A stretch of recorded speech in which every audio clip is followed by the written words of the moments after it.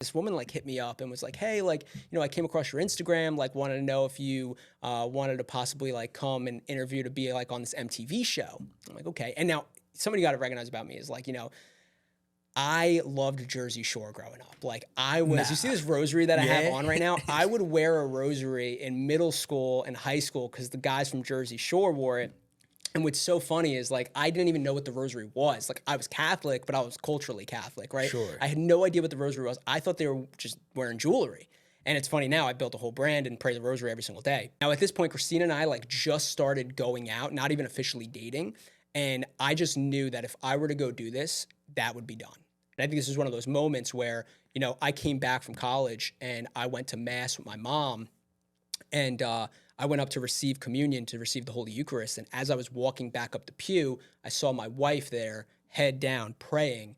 And at that time, I haven't seen her since I taught her little brother karate, but her family, very devout Catholics. And I saw her and I was like, I need that in my life. And I remember got back in the car with my mom and I was like, yeah, like I want to be with that girl.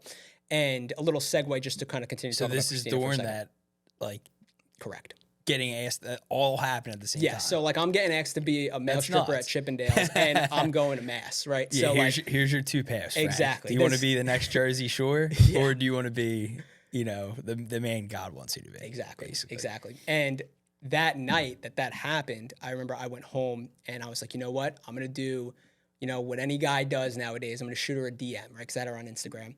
So I DM her and I say, hey, I know this is like totally random. It's been a minute, but just want to know if like you wanted to grab a drink sometime. Like I'd love to catch up and, hang out, whatever I said. And like 3 hours go by and she didn't answer. And I remember I'm thinking like, this is the longest 3 hours of my life. You know what I mean?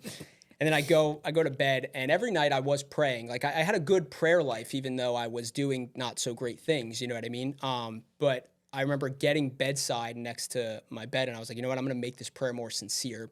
And I said, you know what, Lord, like if she answers me, I really feel like this is it, but I just want your will to be done in my life. Like you please guide me. And again, this is the second time in this talk that I'm having like an example like that.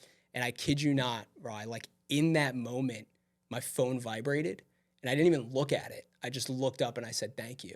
And then when I finished up my prayer, I looked at it and she said, yeah, like I'd love to get together. And that was it. Now, a year and a half later, we end up getting married and we have 2 kids and all of that stuff. But as that was progressing, I know I'm jumping around a little bit here, but she, I had this opportunity and I knew that if I took it, this would be done, right? Like she's a devout Catholic girl. Like there's no way I'm coming back from going and partying in Vegas to be with her. And I didn't go to the callback.